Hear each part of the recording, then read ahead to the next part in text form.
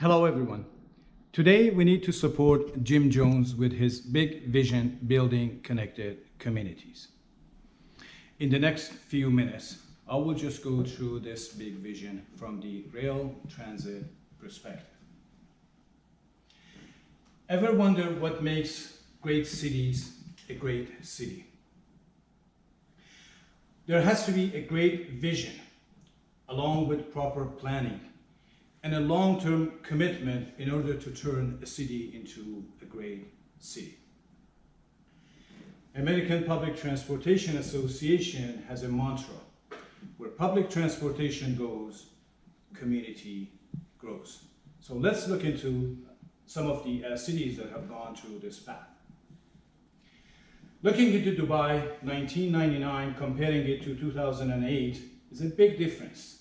And this difference has been combined with building transit lines along the communities, connecting them together. That city has grown even further compared to 2008. Another example is Singapore. In the last 20 years, Singapore has managed to build the rail transit more than double the network and the ridership and the number of stations. Singapore is one of the communities that has a walkable community, and people have access to these stations everywhere they go. Another city, Shanghai, that's on the extreme end of the spectrum. Back in 1999, only 2 lines with less than 100 kilometers were in operation. Fast forwarding 15 years in 2014, you will see there are 17 lines, and the network is close to 600 kilometers, and this is a true grid of a transit rail system. Looking into Toronto, we have a star topology here, which means that the network is just running north-south. And in the last 20 years, we have built Shepherd subway, University Extension, and the airport connection.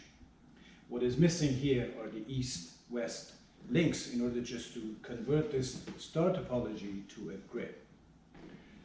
Looking into top 10 cities in the world, the size of the bubble shows the ridership from 1 billion to over 3 billion ridership per year. Here in the vertical, we have the number of stations, and this is the size of network. As you can see here, Shanghai and Beijing, they have the largest network, and Hong Kong has the smallest network. London is somewhere between. Let's just take a closer look into some of these cities. New York. The size of the network is 350 kilometers, close to 400 stations, and a ridership of 1.5 billion riders per year. So this is relatively a good arrangement in order just to provide the access to these stations. Another city is Hong Kong, which is one of the dense public transportation rail systems in the world. 1.5 billion ridership within 180 kilometers of network and 100 stations. That's mainly because of their geographic conditions.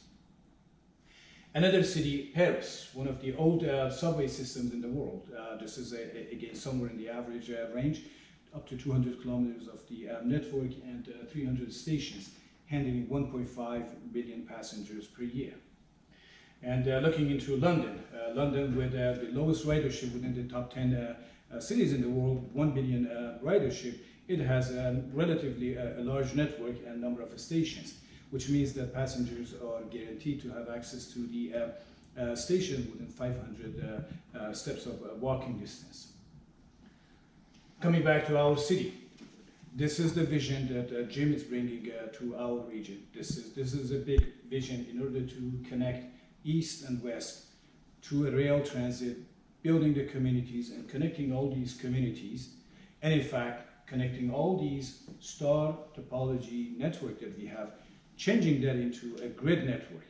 Although there are some additional lines being constructed and will be in operation in the future, like Eglinton Crosstown and Finch LRT, but there needs to be other lines as we move towards the north of the city so that this grid is functioning as efficiently and properly as possible. So this is the vision that we need for this city in order to have a very functional public transportation system. And Jim needs your support. Thank you for your attention.